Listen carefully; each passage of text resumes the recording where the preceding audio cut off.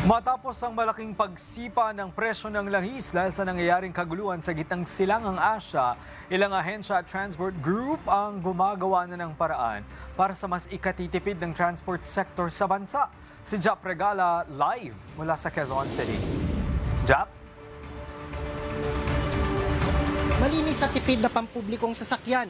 Greg, yan ang isinusulong ng mga transport group ngayong araw.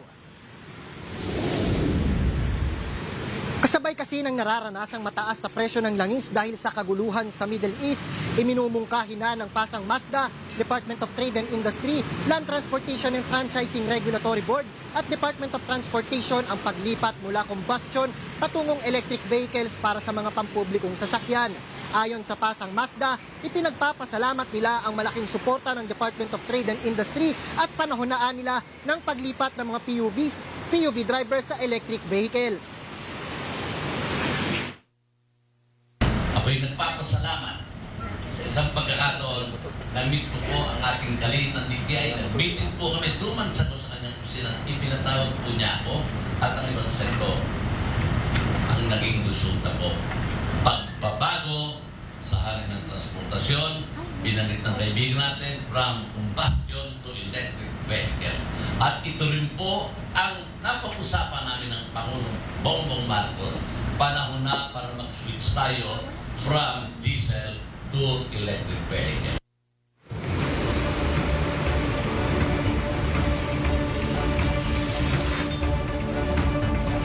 Hinihingayat din ni Department of Trade and Industry Secretary Cristina Roque ang mga transport group. Anya, mag-o-offer ang ahensya ng loan program para sa mga transport group para sa mas mabilis at magaang transition ng mga transport group patungong EV.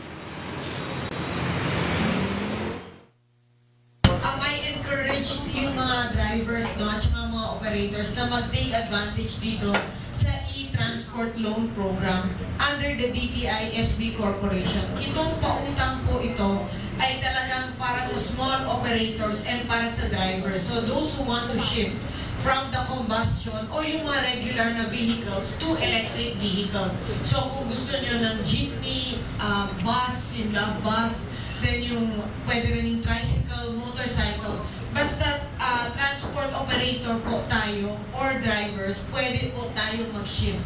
May pautang po ang DTI SB Corporation para sa inyo.